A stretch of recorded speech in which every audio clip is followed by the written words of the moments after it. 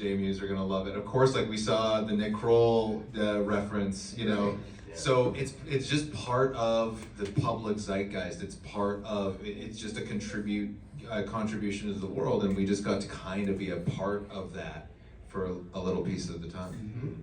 So I would have to imagine, like, not only is it mind-blowing being a part of, like you said, the zeitgeist and just this pop phenomenon that is huge in the States, but what about amongst, like, your fellow colleagues and other actors? Like, what is that like? Because I would imagine, much like Kevin Smith, a lot of Degrassi fans are going to be like established actors. They're like, yo, I watched this on the down low.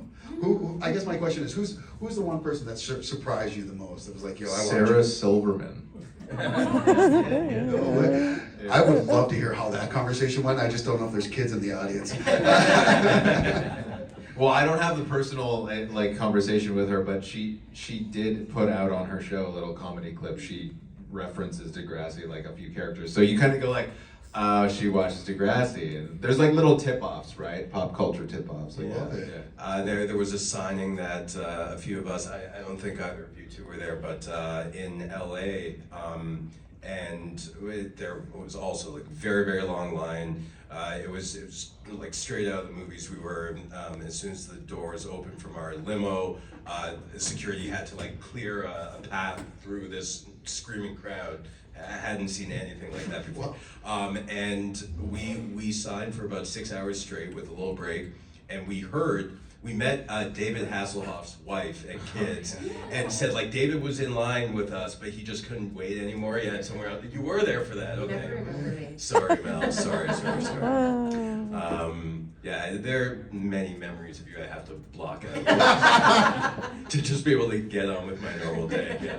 I feel like I need to move. I don't feel safe anymore. Yeah, sorry. I don't like being in the middle anyway. His head swiveling. So. It would have been Nick Kroll for me, for sure. Yeah. Like, of all them, because I didn't even know this until like a few weeks ago when Shane told me, and we watched the episode that he done. I was just like, oh my god, this is the So coolest thing where did he reference? Like Big Mouth or something? No, he did. Mike, do you want to take this whole one? show. Yeah.